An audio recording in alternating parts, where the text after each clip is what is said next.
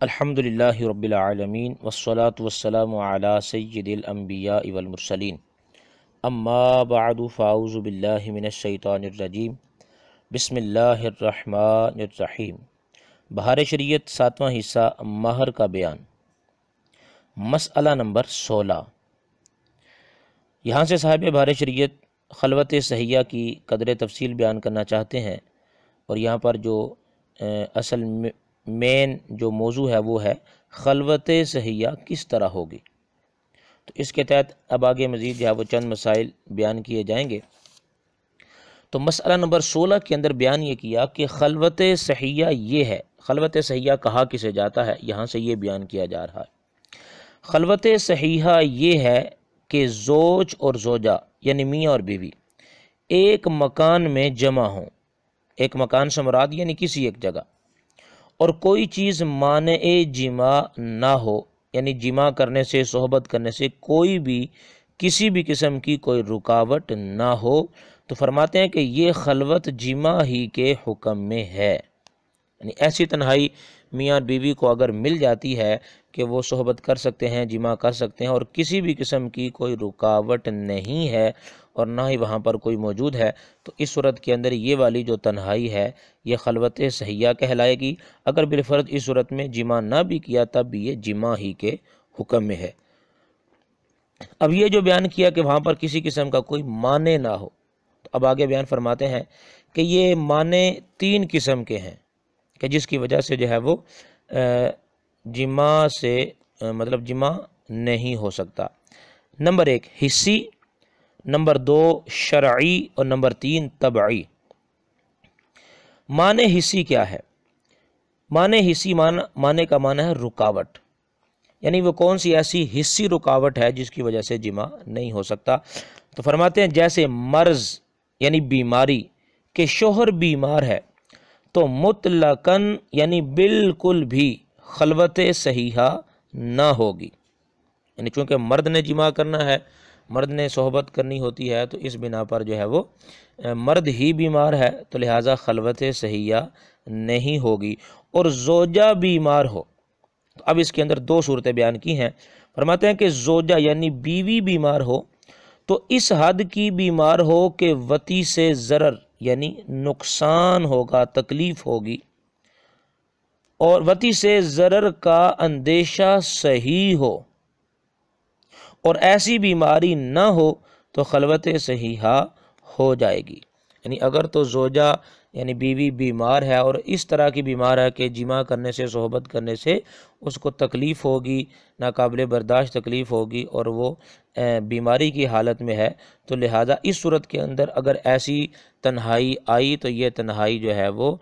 خلوت صحیحہ نہیں کہلائے گی۔ لیکن اگر اس طرح کی بیمار نہ ہو تو اس طرح کی بیماری ہونے کے باوجود بھی یہ خلوت صحیحہ ہو جائے گی۔ مانع طبعی، طبعی کا معنی یعنی طبعیت، طبیعت کا تقاضا ہے،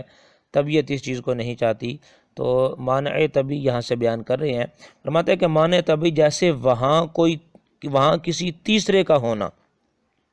یعنی میاں بیوی کے علاوہ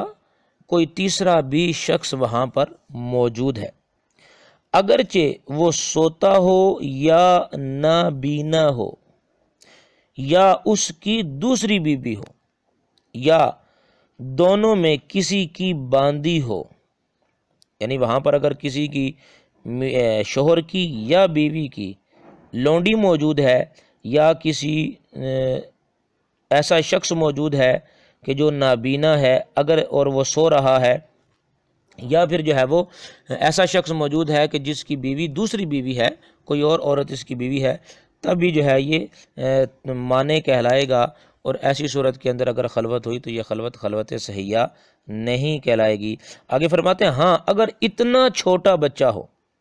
کہ کسی کے سامنے بیان نہ کر سکے گا تو اس کا ہونا مانع نہیں، یعنی خلوت صحیحہ ہو جائے گی۔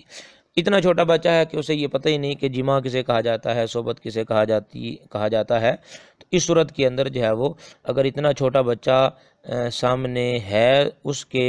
موجود ہوتے ہوئے، تو یہ والی جو صورتحال ہے یہ جماع سے مانع نہیں ہے، اس صورت کے اندر جو ہے وہ خلوت صحیحہ ہو جائے گی۔ مجنون و ماتو بچہ کے حکم میں ہیں۔ مجنون و مانا پاگل، اور ماتو وہ جس کی عقل میں کوئی خلل آ گیا ہو، تو یہ بچہ کے حکم میں ہے۔ اگر عقل کچھ رکھتے ہیں تو خلوت نہ ہوگی ورنہ ہو جائے گی۔ یعنی اگر وہ صحبت کے اس معاملے کو سمجھتے ہیں، تھوڑا بہت فہم رکھتے ہیں، تو اس صورت کے اندر جو ہے وہ خلوت صحیحہ نہ ہوگی، اور اگر ایسے ہیں کہ بالکل بھی انہیں سمجھ نہیں ہے تو اس صورت کے اندر جو ہے وہ خلوت صحیحہ ہو جائے گی۔ اور اگر وہ شخص بے ہوشی میں ہے تو خلوت ہو جائے گی۔ یعنی جو تیسرا شخص وہاں پر موجود تھا وہ شخص بے ہوشی کی حالت میں ہے، تو اس صورت کے اندر اگر جو ہے یہ میاں بیوی دونوں وہاں اکٹھے ہو جاتے ہیں اور ان کے علاوہ اور کوئی وہاں پر نہیں ہے، تو اس صورت کے اندر خلوت ہو جائے گی۔ اگر وہاں عورت کا کتا ہے تو خلوت صحیحہ نہ ہوگی، اور اگر مرد کا ہے اور کھنکھنا ہے، کھنکھنے سے مراد یہ یعنی کہ کاٹنے والا ہے، تو اس صورت کے اندر فرماتے ہیں کہ جب بھی نہ ہوگی ورنہ ہو جائے گی۔ یعنی اگر مرد کا کتا وہاں پر موجود ہے اور وہ کاٹنے والا ہے، تو ایسی صورتحال کے اندر جو ہے وہ میاں بیوی اگر اس جگہ پر موجود ہوئے تو یہ والی جو تنہائی ہے، یہ تنہائی خلوت صحیحہ کے حکم میں نہیں ہوگی، اور اگر ایسی صورتحال نہیں ہے تو پھر اس کے اندر جو ہے وہ خلوت صحیحہ ہو جائے گی۔ یہ دو معنی یہاں تک بیان ہو چکے۔ آگے مانع شرعی، یعنی شریعت کی طرف سے کوئی رکاوٹ ہے کہ جماع نہیں کیا جا سکتا۔ اب یہ یہاں سے اس کی مثالیں بیان فرما رہے ہیں۔ فرماتے ہیں مثلا عورت حیض یا نفاس میں ہے، یا دونوں میں کوئی محرم ہے، یا میاں یا بیوی دونوں میں سے کوئی محرم ہے، یعنی حالت احرام میں ہے، احرام باندھا ہوا ہے، تو چونکہ احرام ہونے کی صورت میں جب وہ جماع نہیں کیا جا سکتا، لہٰذا یہ مانع شرعی ہے۔ فرماتے ہیں کہ احرام فرض کا ہو یا نفل کا، حج کا ہو یا عمرہ کا، یا ان میں کسی کا رمضان کا روزہ ادا ہو یا نماز فرض میں ہو، فرماتے ہیں ان سب صورتوں میں خلوت صحیحہ نہ ہوگی۔ یہ ساری صورتیں بیان کی ہیں۔ ان ساری صورتوں کے اندر اگر میاں بیوی ایک جگہ پر اکٹھے ہوتے ہیں مگر ان میں سے کوئی احرام والا ہے، حج کا احرام باندھا ہے، عمرے کا احرام باندھا ہے، یا روزے سے ہیں، تو اس صورت کے اندر جو ہے وہ خلوت صحیحہ نہ ہوگی، کیونکہ شریعت کی جانب سے جو ہے وہ اب یہ حکم ہے کہ ایسی حالت کے اندر صحبت نہیں ہو سکتی۔ آگے فرماتے ہیں اور اگر نفل یا نذر یا کفارہ یا قضا کا روزہ ہو یا نفلی نماز ہو تو یہ چیزیں خلوت صحیحہ سے مانے نہیں ہیں۔ نفلی روزہ رکھا ہوا ہے، یا کوئی نظر مانی تھی اس کا روزہ رکھا ہے، یا کفارے کا روزہ رکھا ہے، یا قضا کا روزہ رکھا ہے، تو اس صورت کے اندر یہ والے جو تنہائی ہے، اس تنہائی کے اندر جو ہے وہ یہ چیزیں مانع شرعی نہیں بنیں گی، خلوت صحیحہ سے مانع نہیں ہوں گی۔ فرماتے ہیں اور اگر دونوں ایک جگہ تنہائی میں جمع ہوئے مگر کوئی مانع شرعی یا طبعی یا حسی پایا جاتا ہے تو خلوت فاسدہ ہے۔ یعنی یہ خلوت صحیحہ نہیں کہلائے گی، بلکہ یہ خلوت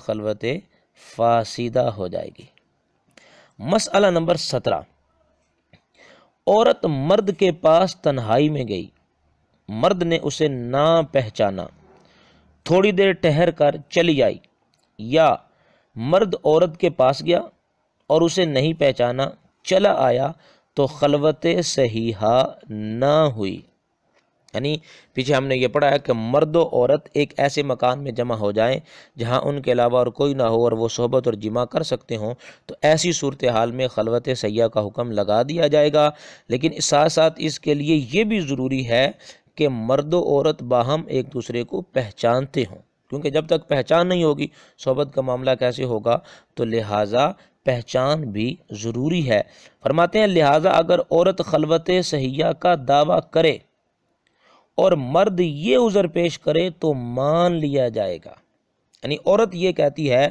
کہ میں اس کے پاس تنہائی میں گئی تھی اور وہاں کوئی تیسرا شخص موجود نہیں تھا، جماع ہو سکتا تھا، عورت یہ دعویٰ خلوت صحیحہ کا کر دیتی ہے مگر مرد یہ کہتا ہے کہ میں نے تو اس کو پہچانا ہی نہیں تھا، تو اس صورت کے اندر مرد کی یہ بات مان لی جائے گی۔ اور اگر مرد نے پہچان لیا اور عورت نے نہ پہچانا تو خلوت صحیحہ ہو جائے گی۔ یعنی اس صورت کے اندر یہ ہے کہ اصل جو پہچان کا حکم ہے وہ مرد کی طرف سے ہے، مرد اگر پہچان لیتا ہے عورت نہ بھی پہچانے تو خلوت صحیحہ کا حکم لگا دیا جائے گا۔ مسئلہ نمبر 18، لڑکا جو اس قابل نہیں کہ صحبت کر سکے مگر اپنی عورت کے ساتھ تنہائی میں رہا، یا زوجہ یعنی بیوی اتنی چھوٹی لڑکی ہے کہ اس قابل نہیں اس کے ساتھ یعنی اس قابل نہیں کہ اس کے ساتھ جمع کیا جائے، اس کے ساتھ اس کا شوہر رہا، تو دونوں صورتوں میں خلوت صحیحہ نہ ہوئی۔ یعنی مرد و عورت کا جمع کے قابل ہونا، جمع پر قادر ہونا بھی جو ہے یہ خلوت صحیحہ کے لیے ضروری ہے۔ مسئلہ نمبر 19، عورت کی اندام نہانی میں کوئی ایسی چیز پیدا ہو گئی۔ اندام نہانے سے مراد یعنی عورت کی جو ہے وہ شرم گاہ جہاں سے صحبت کی جاتی ہے، جمع کیا جاتا ہے، اندام نہانی کا معنی یہ ہے کہ شرم گاہ، یعنی عورت کی شرم گاہ میں کوئی ایسی چیز پیدا ہو گئی جس کی وجہ سے وطی نہیں ہو سکتی، جمع نہیں ہو سکتا۔ مثلا وہاں گوشت آ گیا، یا مقام جڑ گیا، یا ہڈی پیدا ہو گئی، یا غدود ہو گیا یعنی گلٹی وغیرہ بن گئی، تو ان صورتوں میں خلوت صحیحہ نہیں ہو سکتی،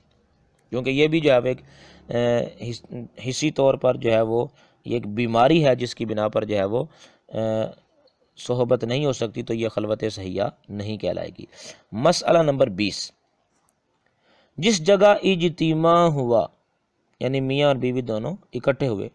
وہ جگہ اس قابل نہیں کہ وہاں وطی کی جائے تو خلوت صحیحہ نہ ہوگی۔ اب مثال کے طور پر ایسی کون سی جگہ ہو سکتی ہے کہ جو اس قابل نہیں کہ وہاں وطی کی جائے؟ تو مثال دیتے ہیں، مثلا مسجد اگرچہ اندر سے بند ہو اور راستہ اور میدان، یعنی مسجد کے اندر میاں بیوی دونوں اکٹھے ہوئے تو وہاں پر وطی جو ہے وہ نہیں ہو سکتی، اسی طرح سڑک کے اوپر، راستے کے اوپر جو ہے وہ ایسا نہیں ہو سکتا، اسی طرح کھلے میدان کے اندر ایسا نہیں ہو سکتا، اسی طرح حمام فرماتے ہیں، اور حمام میں جب کہ اس میں کوئی ہو یا اس کا دروازہ کھلا ہو، اور اگر بند ہو تو ہو جائے گی۔ اگر حمام ہے، حمام میں اور کوئی بھی نہیں ہے اور دروازہ بھی بند ہے، تو اس صورت کے اندر میاں اور بیوی اگر وہاں پر اکٹھے ہوئے تو اب ان کا یہ اکٹھا ہونا خلوت صحیحہ ہی کے حکم میں ہے۔ لیکن اگر حمام کا دروازہ کھلا ہے اور وہاں یا لوگوں کا آنا جانا لگا ہے اور کوئی وہاں پر اور بھی موجود ہے، تو اس صورت کے اندر جو میاں بیوی کا وہاں پر موجود ہونا یہ خلوت صحیحہ کے حکم میں نہیں ہوگا۔ آگے فرماتے ہیں، اور جس چھت پر پردہ کی دیوار نہ ہو یا ٹاٹ وغیرہ موٹی چیز کا پردہ نہ ہو، یا ہے مگر اتنا نیچا ہے کہ اگر کوئی کھڑا ہو تو ان دونوں کو دیکھ لے تو اس پر بھی نہ ہوگی ورنہ ہو جائے گی۔ یعنی ایسی چھت ہے کہ اس چھت کی پردہ کی دیوار ہی نہیں ہے، یا اس کے علاوہ اور کوئی رکاوٹ چادر وغیرہ کے ذریعے یا موٹے ٹاٹ وغیرہ کے ذریعے نہیں ہے، یا پھر چادر وغیرہ لگائی تو گئی ہے مگر اتنی نیچے ہے، اونچی نہیں ہے کہ اگر کوئی ساتھ والے چھت کے اوپر کھڑا ہو کر دیکھے گا تو ان دونوں کو دیکھ سکتا ہے، تو ایسی صورتحال کے اندر اگر میاں بیوی چھت پر جب اکٹھے ہو جاتے ہیں تو یہ خلوت کے حکم میں نہیں ہوگا۔ اور اگر ایسا ہے کہ وہاں پر چار دیواری کی گئی ہے، سائیڈوں سے نظر آنے کا کوئی امکان نہیں ہے، اور اگر چار دیواری نہیں ہے تو پھر اس صورت کے اندر یہ کہ کپڑا وغیرہ لگایا گیا اور اتنا اونچا ہے کہ کوئی کھڑا ہو کر دیکھنا بھی چاہے تو یہ نظر نہیں آئیں گے، تو اس صورت کے اندر اگر میاں بیوی چھت کے اوپر اکٹھے ہوتے ہیں تو ان کا یہ اکٹھا ہونا خلوت صحیحہ ہی کے حکم میں شمار کیا جائے گا۔ اور اگر مکان ایسا ہے جس کا دروازہ کھلا ہوا ہے کہ اگر کوئی باہر کھڑا ہو تو ان دونوں کو دیکھ سکے، یا یہ اندیشہ ہے یعنی یہ ڈر ہے کہ کوئی آ جائے، تو خلوت صحیحہ نہ ہوگی۔ مسئلہ نمبر 21، خیمہ میں ہو جائے گی، یعنی خیمہ ہے تو اس صورت کے اندر اگر میاں بیوی وہاں پر اکٹھے ہوتے ہیں تو یہ خیمہ جو ہے اس صورت کے اندر خلوت سیاحی کے حکم میں ہوگا۔ یوں ہی باغ میں اگر دروازہ ہے اور وہ بند ہے تو ہو جائے گی، ورنہ نہیں۔ یعنی باغ میں میاں بیوی دونوں اکٹھے ہوئے اور باغ کا دروازہ بھی لگا ہے اور دروازہ بند بھی ہے، تو اس صورت کے اندر چونکہ اندر کسی کے آنے کا خدشہ نہیں ہے، وہاں کوئی اور موجود بھی نہیں ہے، تو اس صورت کے اندر خلوت سیاح ہو جائے گی۔ اور اگر ایسی صورتحال نہیں ہے، باغ کھلا ہے، اس کا دروازہ ہی نہیں ہے، یا دروازہ تو ہے مگر دروازہ بند نہیں ہے اور بند ہو بھی نہیں سکتا، تو اس صورت کے اندر جو ہے وہ خلوت سیاح نہیں ہوگی۔ اور محل اگر اس قابل ہے کہ اس میں صحبت ہو سکے تو ہو جائے گی، یعنی خلوت سیاح ہو جائے گی، وگرنہ خلوت سیاح جو ہے وہ نہیں ہوگی۔ مسئلہ نمبر 22، شوہر کا عضو تناسل کٹا ہوا ہے۔ عضو تناسل مراد یعنی کہ شرمگاہ عورت مرد کی جو ہے وہ کٹی ہوئی ہے، یا انثیین نکال لیے گئے ہوں، انثیین سے مراد یعنی خصیے فوتے وغیرہ یہ نکال لیے گئے ہیں، یا عنین ہے، عنین سے مراد یعنی نامرد ہے، یا خنثی ہے جسے ہم خواجہ سرا کہتے ہیں، یہ ہے، اور اس کا مرد ہونا ظاہر ہو چکا، تو ان سب میں خلوت صحیحہ ہو جائے گی۔ یعنی خنثی ہے اور خنثی میں بھی اس کا مرد ہونا ظاہر ہو چکا ہے کہ یہ مرد ہے۔ خواجہ سرا کے اندر بھی مختلف جو ہے وہ صورتیں ہوتی ہیں، بعض عورتوں کے مشابہت رکھتے ہیں اور بعض جب مردوں کے مشابہ ہوتے ہیں، تو اس صورت کے اندر اگر اس کا مرد ہونا ظاہر ہو چکا ہے تو یہ ساری صورتیں جو بیان کی ہیں کہ عضو تناسل کٹا ہے یا یہ جو آگے بیان کیا، ان ساری صورتوں میں اگر میاں اور بیوی جو ہے وہ اکٹھے ہو جاتے ہیں اور مرد کی یہ حالت ہے جو ابھی بیان ہوئی، تو اس میں بھی خلوت صحیحہ ہو جائے گی۔ مسئلہ نمبر 23، خلوت صحیحہ کے بعد عورت کو طلاق دی تو مہر پورا واجب ہوگا، جبکہ نکاح بھی صحیح ہو۔ یعنی پورا مہر واجب ہونے کے لیے یہ شرط ہے کہ نکاح صحیح ہو، نکاح فاسد نہ ہو۔ اور اگر نکاح فاسد ہے یعنی نکاح کی کوئی شرط مفقود ہے، نکاح صحیح ہونے کے لیے جو شرائط مقرر کی گئی ہیں، اگر ان شرائط میں سے کوئی شرط نہیں پائی گئی، کوئی شرط مفقود ہے، تو اس صورت کے اندر یہ نکاح فاسد ہے۔ مثال کے طور پر یہاں صاحب بارش یہاں مثال دے رہے ہیں، فرماتے ہیں مثلاً بغیر گواہوں کے نکاح ہوا، یا دو بہنوں سے ایک ساتھ نکاح کیا، یا عورت کی عدت میں اس کی بہن سے نکاح کیا، یا جو عورت کسی کی عدت میں ہے اس سے نکاح کیا، یا چوتھی کی عدت میں پانچویں سے نکاح کیا۔ یعنی اس مرد کی 4 بیویاں تھیں، اس نے چوتھی کو طلاق دی اور وہ ابھی عدت ہی میں ہے اور اس نے پانچویں سے نکاح کر لیا، تو یہ نکاح فاسد ہے۔ یا حرہ نکاح میں ہوتے ہوئے باندی سے نکاح کیا، یعنی آزاد عورت اس کے نکاح میں موجود ہے، تو اس آزاد عورت کے نکاح میں ہوتے ہوئے لونڈی سے نکاح کر لیتا ہے، تو فرماتے ہیں ان سب صورتوں میں فقط خلوت سے واجب نہیں، یعنی فقط میاں بیوی کا تنہائی میں اکٹھے ہو جانا، اس سے جو ہے یہ مہر پورا واجب نہیں ہوگا، بلکہ اگر وطی ہوئی تو مہر مثل واجب ہوگا۔ اس صورت کے اندر جو ہے وہ اگر جمع کیا جاتا ہے تو مہر مثل واجب ہوگا، جو مہر مقرر کیا گیا ہے وہ واجب نہ ہوگا۔ اور مہر مقرر نہ تھا تو خلوت صحیحہ سے نکاح صحیح میں مہر مثل مؤکد ہو جائے گا۔ یہ پیچھے بھی ہم نے یہ بات پڑھ چکے ہیں، سن چکے ہیں کہ اگر ایسی چیز پائی گئی جس سے مہر مثل جو ہے وہ مؤکد ہو جاتا ہے، یعنی خلوت صحیحہ سے مہر مؤکد ہو جاتا ہے، تو اگر تو مہر مقرر تھا تو اس صورت کے اندر اگر نکاح بھی صحیح تھا تو خلوت صحیحہ سے مہر لازم ہو جائے گا، جتنا مقرر کیا تھا وہ دینا لازم ہو جائے گا۔ لیکن اگر مہر مقرر نہیں تھا، کوئی بیان نہیں کیا تھا، اور اگر بالفرض مہر کی نفی بھی کر دی گئی تھی، بغیر مہر کے نکاح کیا تھا، لیکن اب خلوت صحیحہ ہو جاتی ہے، تو اس خلوت صحیحہ کی وجہ سے مہر مثل جو ہے وہ مؤکد ہو جاتا ہے، مہر مثل جو ہے وہ لازم ہو جائے گا۔ خلوت صحیحہ کے یہ احکام بھی ہیں،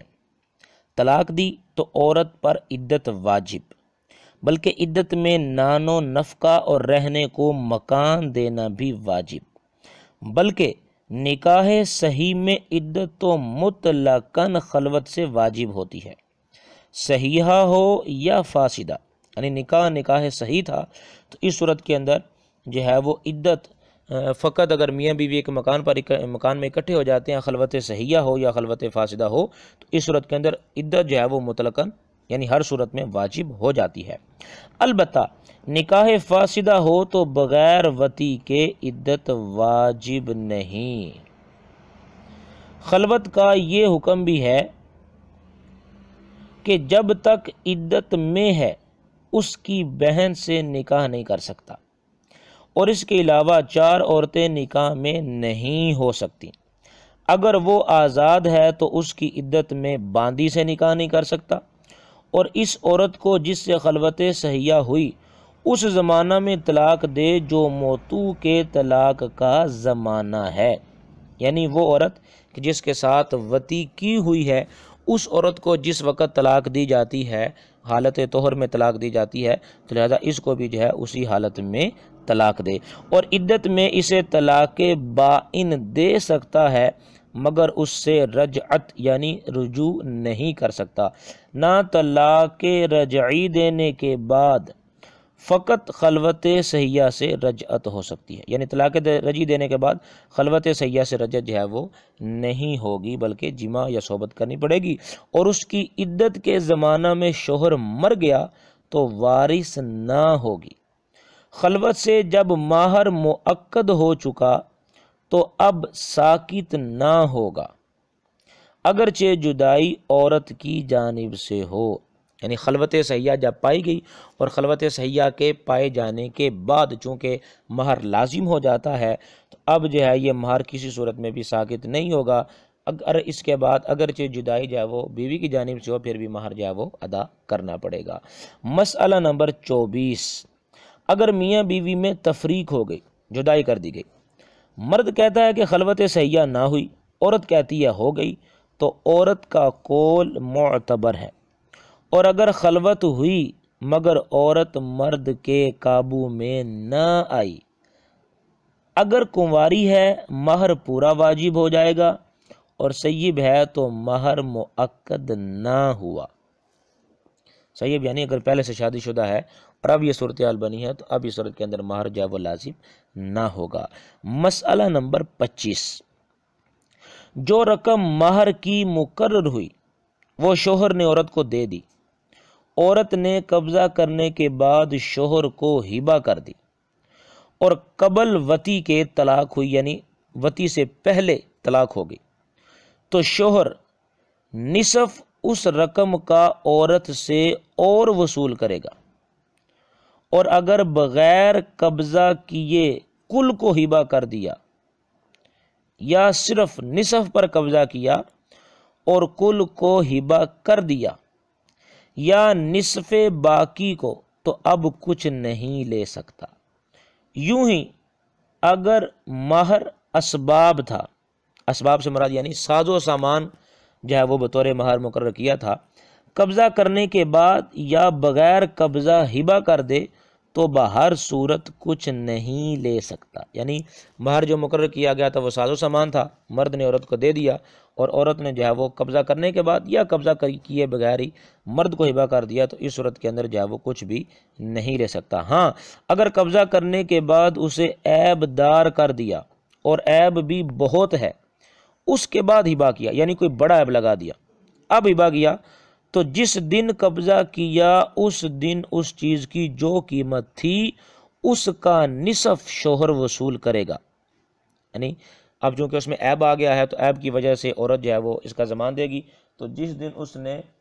قبضہ کیا تھا اس قبضے والے دن جو اس چیز کی قیمت تھی اس چیز کا آدھا جو ہے وہ مرد اس عورت سے لے لے گا، اور اگر عورت نے شوہر کے ہاتھ وہ چیز بیچ ڈالی جب بھی نصف قیمت لے گا۔ مسئلہ نمبر 26، خلوت سے پہلے زن و شوہر میں ایک نے دوسرے کو یا کسی دوسرے نے ان میں سے کسی کو مار ڈالا، یا شوہر نے خودکشی کر لی، شوہر نے خود اپنے آپ کو مار لیا، یا زوجہ حرہ نے خودکشی کر لی، یعنی زوجہ ہے، بیوی ہے اور آزاد عورت ہے، کسی کی غلام نہیں ہے، تو فرماتے ہیں مہر پورا واجب ہوگا۔ خلوت سے پہلے میاں بیوی میں سے ایک نے دوسرے کو مار دیا یا کسی اور نے ان کو مار دیا یا انہوں نے خودکشی کر لی، تو ان ساری صورتوں کے اندر پورا مہر واجب ہوگا۔ اور اگر زوجہ باندی تھی، اس نے خودکشی کر لی تو نہیں۔ یوں ہی اگر اس کے مولا نے جو عاقل بالغ ہے اس کنیز کو مار ڈالا تو مہر ساکت ہو جائے گا۔ اب مہر کس کو دینا ہے، لہذا مہر جو ہے وہ ختم ہو جائے گا۔ اور اگر نابالغ یا مجنون تھا تو ساکت نہ ہوا، یعنی اگر آقا جو ہے جس نے اس کو مارا ہے، قتل کر ڈالا ہے اپنی لونڈی کو، وہ اگر نابالغ ہے، پاگل ہے، تو اس صورت کے اندر جو ہے وہ اگر اس اپنی لونڈی کو مار دیتا ہے تو پھر جو ہے وہ یہ والا مہر ساکت نہ ہوگا۔ مہر مثل کا بیان، مسئلہ نمبر 27، یہاں سے مہر مثل جو ہے وہ بیان کیا جاتا ہے۔ عورت کے خاندان کی اس جیسی عورت کا جو مہر ہو وہ اس عورت کے لیے مہر مثل ہے۔ مثلاً اب یہ عورت کا خاندان جو ہے، اس کے اندر اس بات کا خیال رکھنا ہے کہ عورت کے خاندان میں اس کے باپ کی طرف سے جو خاندان ہے اس کا شمار کیا جاتا ہے، مثلا اس کی بہن ہے، اس کی پھوپھی ہے، چچا کی بیٹی جو ہے، یہ اس کی جو ہے وہ خاندان والی کہلائیں گی اور یہ اس کے اندر جو ہے وہ شمار کی جائیں گی۔ تو صاحب بارشی فرماتے ہیں مثلا اس کی بہن، پھوپھی، چچا کی بیٹی وغیرہ کا جو مہر ہے وہ اس کے اندر جو ہے وہ شامل کیا جائے گا۔ اس کی ماں کا مہر اس کے لیے مہر مثل نہیں، جبکہ وہ دوسرے گھرانے کی ہو، اور اگر اس کی ماں اسی خاندان کی ہو، مثلا اس کے باپ کی چچا زاد بہن ہے، تو اس کا مہر اس کے لیے مہر مثل ہے۔ اور وہ عورت جس کا مہر اس کے لیے مہر مثل ہے وہ کن امور میں اس جیسی ہو، اس کی تفصیل یہ ہے، یعنی پیچھے یہ بیان کیا کہ اس جیسی جو عورت ہے، تو اب اس جیسی عورت سے کیا مراد ہے، وہ کن کن امور میں اس جیسی ہو، تو اس کی تفصیل یہاں سے بیان کر رہے ہیں۔ تو فرماتے ہیں عمر، جمال، مال میں مشابہ ہو، یعنی عمر میں دونوں برابر ہوں، خوبصورتی میں برابر ہوں اور مال کے اندر دونوں برابر ہوں۔ تو اب اس میں سے جو عورت کے خاندان کی جو دوسری عورت ہے مگر مثلا اس کی پھوپھی ہے یا اس کی بہن ہے، اس کا جو حق مہر ہوگا وہی اس کا حق مہر شمار کیا جائے گا۔ دونوں ایک شہر میں ہوں، ایک زمانہ ہو، عقل و تمیز و دیانت و پارسائی و علم و ادب میں یکساں ہوں، یہ ساری چیزوں میں برابر ہونا یہ ضروری ہے۔ اور دونوں کنواری ہوں یا دونوں سیب، یعنی اگر کنواری ہیں تو اس صورت کے اندر جو اس کی بہن کنواری ہے یا اس کی جو پھوپھی کنواری ہے، اس کا جو ہے وہ وہی مہر ہوگا جو دوسری کا ہوگا، یا دونوں سیب ہوں، یعنی یا تو دونوں کنواری ہوں تو برابر سمجھی جائیں گی، دونوں سیب ہوں تو برابر سمجھی جائیں گی، ایک کنواری ایک سیب ہو تو اس صورت کے اندر جو ہے یہ برابر نہ ہوں گی۔ اولاد ہونے نہ ہونے میں ایک سی ہوں، یعنی اگر ایک جو ہے وہ صاحب اولاد ہے، اس کے ہاں بچے پیدا ہوتے ہیں، تو دوسری بھی جو ہے وہ اسی طرح کی ہو، اس میں فرق نہ ہو، کیونکہ فرماتے ہیں کہ ان چیزوں کے اختلاف سے مہر میں اختلاف ہوتا ہے۔ شوہر کا حال بھی ملحوظ ہوتا ہے، مثلا جوان اور بوڑھے کے مہر میں اختلاف ہوتا ہے۔ عقد کے وقت ان امور میں یکساں ہونے کا اعتبار ہے، بعد میں کسی بات کی کمی بیشی ہوئی تو اس کا اعتبار نہیں ہے، یعنی جتنی بھی صورتیں بیان کی ہیں کہ عمر میں، جمال میں، مال میں مشابہ ہوں، ایک زمانہ ہو، ایک شہر ہو، عقل و تمیز ایک طرح کا ہو، علم و ادب ایک طرح کا ہو، اور اسی طرح یہ بقیہ چیزیں، تو ان کا اصل اعتبار اس وقت ہے جس وقت نکاح ہو رہا ہے۔ نکاح ہونے کے وقت ان ساری چیزوں میں برابری مہر مثل کے لیے یہ ضروری ہے۔ اب یہاں سے صاحب بارش مثال دے کر سمجھا رہے ہیں، فرماتے ہیں مثلا ایک کا جب نکاح ہوا تھا اس وقت جس حیثیت کی تھی، دوسری بھی اپنے نکاح کے وقت اسی حیثیت کی ہے، مگر پہلی میں بعد کو کمی ہو گئی اور دوسری میں زیادتی، یا برعکس ہوا، یعنی پہلے میں ان معاملات کے اندر زیادتی ہو گئی اور دوسری میں جو ہے وہ کمی ہو گئی تو اب اس کا اعتبار نہیں ہے۔ اصل جو اعتبار ہے وہ نکاح کرنے کے وقت ہے۔ نکاح کرنے کے وقت اگر وہ دونوں ایک ہی طرح کی ہیں اور دونوں کے اندر جو وہ برابری پائی جاتی ہے تو اب یہ والی ایک عورت دوسرے کے لیے مہر مثل کی صورتحال جو وہ بنا دے گی۔ اس صورت کے اندر جو اس کا مہر ہوگا وہی اس کا ہوگا۔ مسئلہ نمبر 28، اگر اس خاندان میں کوئی ایسی عورت نہ ہو جس کا مہر اس کے لیے مہر مثل ہو سکے،